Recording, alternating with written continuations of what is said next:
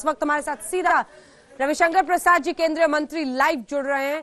रविशंकर जी, आपने आज press conference में शब्द इस्तेमाल किए, दोहरा चरित्र। कांग्रेस पर आपका फोकस दिखा। आपने शुरुआत में ही कहा this PC is design to expose double standard of non BJP party, यानी विपक्षी दल जो राजनीति कर रहे हैं, इसलिए आपने आज प्रेस कॉन्फ्रेंस किया। देश सोच रहा था सर कानून मंत्री सामने आएंगे, तीनों बिल मेरे हाथ में है, कुछ आप समझाएंगे किसानों को, ताकि जो आप लोगों का कहना है कि विपक्ष भ्रम पैदा कर रहा है वो भ्रम दूर होगा। रविशंकर जी।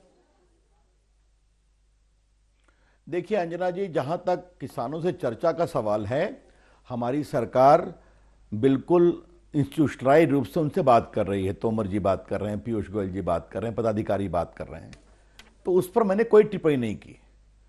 लेकिन ये जो हमारे सारे विपक्षी दल कूद गए मैदान में, फिर भी हमने आज दो तीन चीज बताई ना, कि किसानों की जमीन न बेची जाएगी, न लीज होगी, न बंधक होगी, neither sell nor mortgaged nor leased, और उनके जमीन पर कोई भी कहते हैं आपके बंधनकारी शर्तें नहीं होंगी। जो फसल होगी, जो कंपनी कॉन्ट्रैक्ट फार्मिंग में आएगी वो करेगी। एक बात। दूसरी बात, हमने क्या कहा कि इस साल 28-30 नवंबर तक 60,000 करोड़ की धान की फसल खरीदी गई है सरकार के द्वारा एमएसपी के अंतर्गत, और इसमें लगभग 2/3 आया है सिर्फ आपके पंजाब से। तो मतलब एमएसपी में खरीदारी भी हो रही है, हमने उसको भी इंक्रीज किया। तो ये दो बातें हमने आज देश को बताई।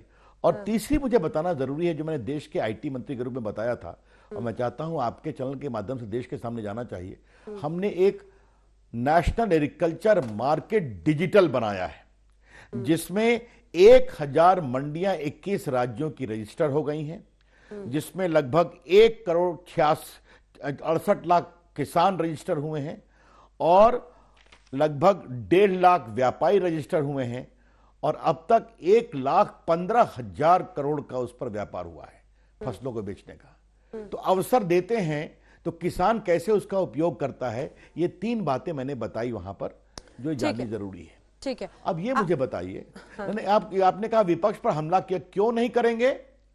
आप विरोध के लिए विरोध करते हैं, आपका कोई वजूद नहीं बचा है, आपका कोई अस्तित्व नहीं बचा है। लोकसभा में हारते हैं, विधानसभा में हारते हैं, बिहार में हारते हैं, और हैदराबाद में भी हार जाते हैं आप नगर निगम के चुनाव में।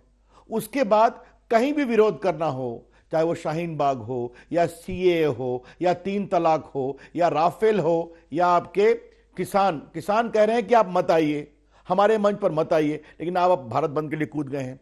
तो उनके दोहरे चरित्र को इसलिए एक्सपोज कर रहे हैं। 1 मिनट वक्त दीजिए।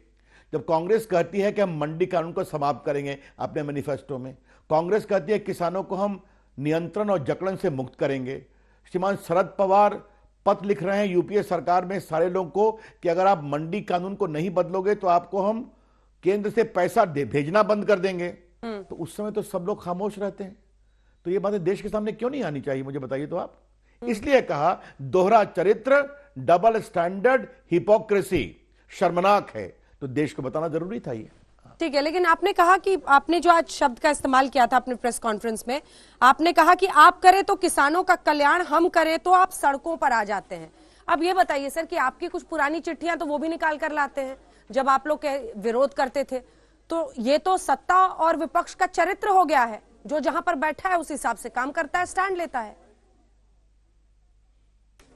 देखिए, हमने एक बात और कही, अगर आप मेरी पूरी प्रेस कॉन्फ्रेंस को कोट करेंगी तो हमने कॉन्ट्रैक्ट फार्मिंग किस किस प्रदेश में लागू हुई है, उसमें मैंने भाजपा के प्रदेश का भी जिक्र किया, हमने कांग्रेस का भी जिक्र किया, हमने बीजेडी का भी जिक्र किया, हमने कई बात का जिक्र किया। डीएमके ने भी इस दिशा में अपनी सरकार में प्रयास किया था। तो मैंने ईमानदारी से देश का चरित्र प्रस्तुत किया है। और फिर मैं कहता हूं, क्या किसान वही जकड़न में रहेंगे, मंडियों के दबाव में रहेंगे, या किसान अवसर लेगा? आप देखिए, आज कई अखबारों में ये बातें छप रही हैं। मुझे अच्छा लगेगा अंजना जी, कभी आप अपने चैनल पर दिखाइए किस तरह से नए नए पढ़े लिखे नौजवान आज शिमला मिर्च की खेती कर रहे हैं। आज क्रैश क्रॉप, जब मुझे मालूम है बुलंदशहर में ऑस्ट्रेलिया के लोग कंपनियां आती हैं और एक से एक गाजर पैदा होता है किसानों के द्वारा, और वो लाखों रुपए कमा रहे हैं। तो भारत के किसान, हमने ये भी कहा कि अमरिंदर सिंह पेप्सी के एक बड़े फ्रेंचाइजी के कार्यक्रम में कैसे गए थे पिछले साल पंजाब में। तो हमारा खाली कहना है कि किसानों को अवसर दीजिए, वो लाखपति बनेगा, करोड़पति बनेगा, उसे रोका क्यों जा रहा है कि मंडी के अंतर्हती आओ? ये है बड़े सवाल। और इसलिए मैंने फिर कहा कि अगर हमारे एक प्रयोगात्मक कार्यक्रम नेशनल डिजिटल ई नैम जो है, उस पर अगर नेशनल एग्रीकल्चर मार्केट, एक देश एक मार्केट, वो डिजिटल प्लेटफॉर्म पर 1,15,000 करोड़ का व्यापार लगभग अगर हमारे 1,68,00,000 किसान कर सकते हैं, 1000 मंडियां आ सकती हैं, तो ये बताता है अवसर क्या है, उस अवसर को आगे बढ़ने दिया जाए। लेकिन सर, आपने पॉलिटिक्स का अवसर विपक्ष को दे दिया क्या? ये सवाल मैं इसलिए पूछ रही हूँ क्योंकि देखिए आज 12वां दिन है, इस ठंड में किसान डटे हुए हैं बॉर्डर्स पर। ये कहा जा सकता है कि वो इसका सियासी फायदा उठा रहे हैं कल के भारत बंद का, लेकिन समस्या है तब तो उसका फायदा उठा रहे हैं। वो सिचुएशन है, उसके लिए आपकी क्या स्ट्रैटेजी है? क्योंकि वो तीनों कृषि बिल अब चाह रहे हैं कि पीछे लीजिए वरना हम पीछे नहीं हटेंगे। रविशंकर जी, अब ऐसा है, इस पर मैं बातचीत चल रही है तो उस पर मैं कोई टिप्पणी नहीं करूंगा। इस देश में बड़े किसान कितने हैं, मझोले कितने हैं, छोटे किसान कितने हैं। अच्छा होगा अगर अंजना जी अपने अनुभव का लाभ उठाकर अपने चैनल पर यह भी देश को ज्ञान देंगी कि देश के 80% प्लस किसान छोटे किसान हैं, मझोले किसान हैं। क्या उनको अवसर नहीं मिलना चाहिए? और ये चर्चा तो हो रही है। अगर सरकार ने ईमानदारी से कहा है कि आपकी हर शंकाओं का हम निराकरण करना चाहेंगे, तो कुछ लोग सुनवाई करते हैं कि एमएसपी का एश्योरेंस दे दीजिए, फिर एकाएक कहते हैं तीनों बिल को रिपील करिए। तो ये सब चर्चा वहां हो रही है। मुझे कोई आरोप किसानों पर मुझे कुछ नहीं कहना है। किसानों ने ईमानदारी से कहा है कि हम इसको पॉलिटिकल पार्टी से दूर रखें। ठीक है जी, आपके प्रेस कॉन्फ्रेंस से ही मैं तमाम बातें निकाल रही हूँ। सर, आपने कहा, शरद पवार ने कहा था कि 6 महीने में खत्म हो जाएगी एपीएमसी एक्ट। मंत्री थे, देश के सारे सीएम को चिट्ठी लिखी थी, डॉक्यूमेंट्री एविडेंस के सामने, मैं देश के सामने ये तमाम बातें रख रहा हूँ। आपने फिर मुलायम सिंह को भी लिया, लेकिन मैं शरद पवार पर स्पेसिफिक सवाल पूछ रही हूँ। ऐसे कई फैसले हैं आपकी सरकार के जिसका शरद पवार ने समर्थन किया। आपको लग रहा है इस मुद्दे पर वो भी सरकार को कटघरे में खड़ा कर रहे हैं, पॉलिटिक्स कर रहे हैं शरद पवार? देखिए, आज मैं शरद पवार एक वरिष्ठ नेता, मैंने उनकी इज्जत भी की। और आप जो मेरी प्रेस कॉन्फ्रेंस की बात करें, मैंने उसमें क्या कहा था, वो बहुत सम्मानीय हैं। 4-5 बार मुख्यमंत्री रहे हैं, वर्षों केंद्र में मंत्री रहे हैं, और वो सुधार के पक्षधर मैं जानता हूं। इसलिए मैंने उनका पूरा, आज भी चिट्ठियां मेरे सामने हैं जो मैंने प्रेस में प्रस्तुत किया था। और मैं, बड़े पत्रकार हैं देश का, उसके इंटरव्यू में उन्होंने क्या कहा था 2005 में कि 6 महीने में मंडी एक्ट खत्म होगी, एग्रीकल्चर प्रोड्यूस मार्केट एक्ट, और जो नहीं सुधार करेंगे उनका हम फाइनेंशियल ग्रांट बंद कर देंगे। उस समय तो उनकी सरकार बिना प्रधानमंत्री के अनुमति के उन्होंने कहा होगा क्या? और जिस समय 2005 में इंटरव्यू में ये बात कह रहे हैं, आप याद करिए, उनकी सरकार के साथ सारे खड़े थे जो आज विरोध कर रहे हैं। क्या कांग्रेस पार्टी, क्या टीएमसी, क्या लेफ्ट पार्टीज, क्या मुलायम सिंह यादव, क्या लालू प्रसाद की पार्टी, क्या ममता जी की पार्टी, सभी खड़े थे ना जो आज विरोध कर रहे हैं। तो वो तो इस सीमा तक जाने को तैयार थे कि अगर सरकार अपने मंडी कानूनों में सुधार नहीं करेगी तो हम आपको वित्तीय सहयोग देना बंद कर देंगे। तो वो तो इस सीमा तक चले गए थे। हमने तो ऐसा कुछ नहीं कहा है। तो फिर आज जब वो विरोध करने लगते हैं तो ये हमें आश्चर्य लगता है कि कहीं ना कहीं तो राजनीति में एक नैतिकता होनी चाहिए, एक स्टैंड होना चाहिए। और ये बड़े सवाल मैं कहूंगा, क्योंकि आपका चैनल देश भर में देखा जाता है, हमारे किसानों को नए विकास के अवसर मिलने चाहिए कि नहीं मिलने चाहिए? हमारे किसानों की आमदनी बढ़नी चाहिए कि नहीं बढ़नी चाहिए? या वही मंडी, वही कुछ बिचौलियों की जकड़न, वही जब वो कहेगा तो वही पौध लगाएंगे जो वो चाहेगा? क्या ऐसे ही करना है? ये है बड़े सवाल। और देखिए, हमने आज एक बात और विस्तार से कहा, लगभग लाखों लोगों से कंसल्टेशन हुआ है, डिजिटली हुआ, बिकॉज कोविड के कारण। कई दर्जनों कमिटियों ने रिपोर्ट किया। आपको याद करिए कि जब हम लोग इस कानून को लेकर के आए थे तो स्वामीनाथन जी से सवाल पूछा गया तो उन्होंने कहा all these are step in the right direction. तो ये तो वर्षों से चल रहा है। और आप जान लीजिए, भारत का किसान नरेंद्र मोदी जी पर विश्वास करता है और हमारी सरकार पर विश्वास करता है। इसलिए हम जीतते हैं, बार बार जीतते हैं। और उनको लगता है। और देखिए, एक बात और, एक मिनट में और बता दूं, सिर्फ यही काम नहीं किया हमने। देश में 10 करोड़ किसानों के अकाउंट में लगभग 1 लाख करोड़ रुपया भेजा है कि नहीं भेजा? अभी तक भेज रहे हैं 2,000 रुपया एवरी 3 मंथ्स, 6,000 रुपया ताकि वो बीज ले बाकी ले, ये सीधा उनको किया कि नहीं किया है? किसानों के लिए फसल बीमा योजना आई है कि नहीं आई है? किसानों का मानधन का कार्यक्रम हमने किया है कि नहीं किया है? तो सिर्फ यही नहीं, कानून नहीं, किसान स्वावलंबी बने, इसके लिए हम लाखों करोड़ उनके अकाउंट में भी भेज रहे हैं, ये भी किसान देख रहा है। ठीक तो है, हमारी अब नियत बहुत साफ है, ये हम कहना चाहते। मोदी विरोध का मौका देख रहा है इसमें विपक्ष, ये आरोप लगाया है आपने। जी, मुझे इसका जवाब अच्छा कि आपने सवाल किया। राजनीति में आप अपना स्वार्थ रखिए, इस पर मेरी कोई आपत्ति नहीं है, लेकिन एक नई पॉलिटिक्स हम देख रहे हैं कि आपने जब मुख्यमंत्री बनते हैं तो आप भी वही करते हैं। आज अखिलेश बाबू जी ने गिरफ्तारी का स्वांग रचा, उनके पिताजी ने स्टैंडिंग कमेटी में कहा था बिल्कुल मंडी समाप्त करो, किसान परेशान होता है। किसान नेता रहे मुलायम सिंह जी, बड़े नेता हैं। टीएमसी के लोगों ने, अकाली के लोगों ने भी स्टैंडिंग कमेटी के सामने एग्रीकल्चर की सारी बातें कही हैं। लेकिन ये बताइए कि क्या आप बार बार चुनाव में हारते हैं तो मोदी जी के खिलाफ अगर कहीं भी कोई विरोध होता है तो क्या आप उसके पीछे खड़े हो जाएंगे? यह है बड़ा सवाल।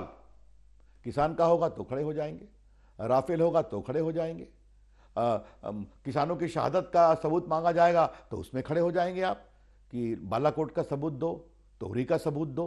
ये क्या हो रहा है भाई? शाहीन बाग होगा तो उसमें खड़े हो जाएंगे। आज आतंकवादियों के खिलाफ पूरे चिट्ठे सामने आ रहे हैं ना कि क्या क्या कॉन्स्पिरेसी थी, आप भी देख रही हैं, कोर्ट भी बहुत सख्त है उस पर। तो ये हमें समझ में नहीं आ रहा है कि कुछ भी होगा तो मोदी जी के विरोध करने का कोई भी अवसर मिले तो क्या राजनीति में शुचिता नाम की अब कोई चीज नहीं बची है क्या? जनता बार बार जवाब देती है, फिर जवाब देगी। लेकिन आप जो एक अव्यवस्था फैला रहे हैं, तो आप लोग सत्ता में रहे हैं कि नहीं?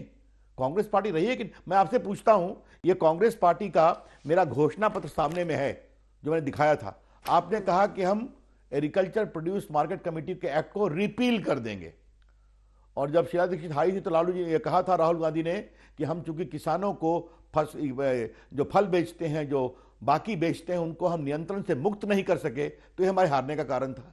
ये पूरा प्लानिंग कमीशन की रिपोर्ट मेरे सामने है, मनमोहन सिंह की सरकार में, जो 10 में 11 में रिपोर्ट देती है कि अगर किसानों की आमदनी को बढ़ाना है तो कृपया कर करके आपको ये खोलना पड़ेगा। तो क्या मनमोहन सिंह की अनुशंसा के बिना उनके अंतर्गत का प्लानिंग कमीशन ये रिपोर्ट दे रहा था? तो ऐसा नहीं है कि चिट्ठी शरद पवार ने कोई कैजुअली लिखी, ये सुविचारित सोच थी और ठीक सोच थी। 10 साल आपने फॉलो किया, तो आप में हिम्मत नहीं थी, आप उसको कर नहीं पाए। नरेंद्र मोदी एक लोकप्रिय, जनता के द्वारा चुने हुए प्रधानमंत्री हैं, उनमें हिम्मत है, जनता के किसानों के विकास की चिंता है। तो क्या ये मतलब मुझे समझ में नहीं आता है। इसीलिए देखिए, जितने लोग विरोध कर रहे हैं, राहुल गांधी की सरकार रही है, कांग्रेस पार्टी 58 साल सत्ता में रही है, आपके सपा उत्तर प्रदेश में सत्ता में रही है, बाकी लोग सत्ता में रहे हैं, शरद पवार तो मत पूछिए, कई बार मुख्यमंत्री रहे हैं। तो फिर भी विरोध के लिए आप आ जाएंगे इस स्तर पर? इसलिए मैंने आज ये शब्दों का प्रयोग किया था, शर्मनाक दोहरा चरित्र। ठीक है, माननीय कानून मंत्री जी, ये सिर्फ विपक्ष से आपकी लड़ाई नहीं है। ये मैं बार बार इसलिए आपसे पूछ रही हूं क्योंकि किसान अभी भी बॉर्डर्स पर डटे हुए हैं, और ये भ्रम दूर करना भी आपकी सरकार की ही जिम्मेदारी होगी। लेकिन आपने तुलना की है कि सीएए हो, शाहीन बाग हो, कोई सुधार का विषय हो, कोई विषय हो, खड़े हो जाते हैं। विपक्ष पर आप हमला कर सकते हैं, लेकिन कृषि मंत्री ने भी कहा है कि किसान संगठन और उनके नेतृत्व करने वाले लोग हैं जिनसे हम बात कर रहे हैं। आपने बिल्कुल कहा। आज मुझसे आपने, जो कि मेरे प्रेस कॉन्फ्रेंस पर ये चर्चा रखी है मुझसे अपने प्राइम टाइम पर, तो मुझसे सवाल पूछा गया था। मैंने कहा नहीं, इस पर मैं कुछ नहीं बोलूंगा, क्योंकि हमारे किसान संगठन के नेताओं के साथ हमारी सरकार एक व्यवस्थित रूप से सार्थक चर्चा कर रही है। वो चर्चा को होने दीजिए। हम किसानों की बात ईमानदारी, और हम एक लोकतांत्रिक सरकार है। अगर देश के किसानों के संगठन को अगर हमसे कुछ सवाल पूछना है तो हम उसका सम्मान करते हैं। उन्होंने ये भी कहा कि विज्ञान भवन में अपना भोजन हम खुद लेकर के आएंगे। कहा ठीक है, आपका वो भी स्वागत है। तो हमने तो कभी उनको रोका नहीं। देखिए, इस बात को समझिए, हम लोकतांत्रिक आचरण में विश्वास करते हैं, इसलिए 4-5 राउंड की बातचीत हुई। भले लाखों किसानों से हमारे विभाग के लोगों ने बात की थी। मैंने कहा तुमसे चर्चा करेंगे, फिर चर्चा करेंगे, उसमें हम पीछे नहीं हटेंगे। क्योंकि लोकतंत्र में, अंजना ओम कश्यप, एक बात ध्यान रखिए, सुनवाई भी जरूरी है। हम सुन रहे हैं उनको, अगर उनकी बात में कुछ लगेगा वजन सुधारने के बाद सुधारेंगे। लेकिन ये हमको मालूम है कि ये कानून हमने किसानों के हित में बनाया है और काफी विचार सुविचारित रचना सोच के बाद बनाया है, अनुभवों के बाद बनाया है और स्वामीनाथन ऐसे बड़े बड़े कृषि के विद्वानों के सोच के आधार पर बनाया है। ठीक है, लेकिन रास्ता निकल जाएगा, आपको ये भरोसा है? आप कह रहे हैं कि वो बातचीत कृषि मंत्री कर रहे हैं। सवाल यही है सर कि यहाँ पर सुलह का रास्ता निकलेगा 2 कदम पीछे हटने से, शायद दोनों ही पक्षों को हटना पड़े, लेकिन क्या उस तरह की फ्लेक्सिबिलिटी के लिए सरकार तैयार है? क्योंकि किसान तो अड़े हुए हैं। देखिए, फिर मैं आपसे कहूंगा, हमारे किसान के नेताओं से हमारी सरकार की बातचीत अगर एक सिस्टम से चलती है तो मुझे उचित नहीं होगा कि मैं देश के सबसे तेज चैनल की प्रखर एंकर श्रद्धामना अंजना ओम कश्यप के साथ उस बातचीत की फ्लेक्सिबिलिटी और नॉन फ्लेक्सिबिलिटी पर चर्चा करूं। अच्छा होगा इस चर्चा की पूरी प्रक्रिया को आप उसी गरिमा तरीके से चलने दीजिए जैसे ये चल रही है। श्रद्धेय रविशंकर प्रसाद जी, आपकी क्या स्ट्रैटेजी है विपक्ष को संभालने के लिए? क्योंकि अखिलेश यादव आज कन्नौज निकल रहे थे किसान यात्रा करने, अरविंद केजरीवाल सिंह बॉर्डर पर थे, उधर तेजस्वी यादव हैं, उधर ममता बनर्जी दाड़ रही है, शरद पवार का आपने जिक्र किया, उद्धव ठाकरे हैं, तमाम जो विपक्षी नेता हैं वो अब इस इशू पर तो किसानों के समर्थन में, आप जो कहिए उसको बंदूक पर, उनके कंधे पर बंदूक कहिए, कुछ भी कहिए, लेकिन अब वो तो सियासी मैदान में कूद गए हैं। उनसे लड़ने की क्या स्ट्रैटेजी? अब देखिए ये देखिए, आपने केजरीवाल जी का नाम लिया, तो देखिए उनकी सरकार ने गजट इशू किया है। मैंने प्रेस में दिखाया था ना, ये गजट है कब का? 23 नवंबर था। वो सारे अध्यादेशों को आने वाले प्रभाव से लागू किया जाता है। बताइए, तो अब आप एक तरफ लागू करते हैं, एक तरफ आप धरने पर चले जाते हैं, तो मैं क्या बताऊं? उनके एक दूसरे मित्र हैं, उनकी मैंने चर्चा की, क्या नाम लूं? दोनों में अच्छे संबंध कैसे हैं, क्या बताया जाए आपको? वो भी किसान नेता बन रहे हैं। उन्हें 3 साल पहले क्या कहा था, हमारी सरकार के 3 साल पूरा होने पर, कि मोदी जी आपने मंडी कानून के बारे में कुछ नहीं कहा कि राज्य का विषय है, मतलब आप कुछ नहीं करना चाहते हैं। आज हम कर रहे हैं तो उस पर समस्या है। आप मुझे बताइए ना कि क्या हमारे श्रीमान अखिलेश यादव ने किसानों के लिए मंडियों में कुछ मामले सुधार नहीं किए क्या? और नहीं किए तो गलत काम किया उन्होंने। 5 साल मुख्यमंत्री रहे, लेकिन उनके पिताजी बड़े नेता हैं, उन्होंने समझा कि मंडी के चंगुल से किसान को मुक्त करना चाहिए। ये बात वो स्टैंडिंग कमेटी के सामने बोल गए। तो फिर मैं कह रहा हूं, ये सभी लोग शरद पवार जी मनमोहन सिंह के साथ खड़े थे, वामपंथियों सहित। अंजना जी बात समझिए आप, उस 10 साल के कालखंड में 5 साल तक वामपंथियों ने कभी किसानों के नाम पर नहीं छोड़ा था। आपको मालूम है ना, न्यूक्लियर डील के नाम पर छोड़ा था यूपीए की सरकार को प्रमुख रूप से। लेकिन बाकी तो सारी पार्टियां खड़ी थी 2014 तक। जब वो हारे तब तो आपने कभी कुछ नहीं कहा कि ये क्यों कर रहे हैं शरद पवार आपके। और क्या शरद पवार जी बिना मनमोहन सिंह की अनुमति के पत्र लिख रहे थे क्या? ये तो होता नहीं ना, आपको मालूम। क्या प्लानिंग कमीशन बिना उस समय के प्रधानमंत्री डॉक्टर मनमोहन सिंह की अनुशंसा के बावजूद इस तरह की रिपोर्ट दे रहा था क्या? ये तो मैं सवाल कर रहा हूं। तो ये सारी बात इसलिए हुई कि अभी तक हम लोग शांत थे, लेकिन जब लोग सीधा भारत बंद में कूद पड़े हैं समर्थन में कि लगता है हम कोई पाप कर रहे हैं, तब हमको लगा कि इनके अतीत को देश के सामने बताना चाहिए, और हम बता रहे हैं। जी, बहुत बहुत धन्यवाद आपका रविशंकर प्रसाद जी, हमारे साथ आज तक पर जुड़ने के लिए।